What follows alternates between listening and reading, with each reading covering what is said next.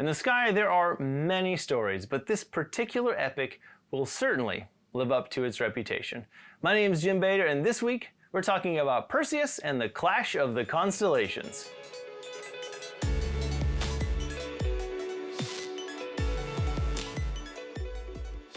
Welcome everyone to UTA Planetarium's weekly night sky. Now that we are well into the fall season, we have a band of classic characters up in the evening to talk about. Let's begin with the story of Perseus. Perseus may be well known, but the constellation is a little more subtle. There are several visible stars in the constellation under low light pollution levels, but for most people in the places they live, there are really only two visible stars. The brightest star, Myrfak, will be located almost directly to the northeast and about 30 degrees from the horizon. It's situated above one of the brightest stars in the sky, Capella, from the constellation of Auriga. We will talk about this group of stars in a future episode. The other visible star in Perseus is known as Algol, or the Demon Star. The Demon Star is most often shown as the head of the Gorgon Medusa. Perseus is depicted carrying the head as he would later use it to save Princess Andromeda from the Kraken.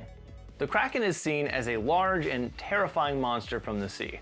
This sea monster is also known as Cetus, and after being defeated, now resides in the celestial sea, or the sky. Cetus doesn't hold many visible stars, so the best way to locate the constellation is to use a quick star hop. Making a line from Myrfak through Algol will point you in the general direction of the head of Cetus. The constellation will also be just under the bright reddish Mars in the sky. Without this trick, we likely wouldn't be able to find Cetus at all. As of now, we have covered all of the prominent characters from the classic mythological tale, The Clash of the Constellations. For a quick recap of this story, Perseus finds and defeats the Gorgon Medusa, taking her head as a trophy. While riding on his flying steed, Pegasus, he hears the screams of a damsel in distress, Andromeda. Now, Andromeda was chained to a rock by her vain parents, Queen Cassiopeia and King Cepheus, to be sacrificed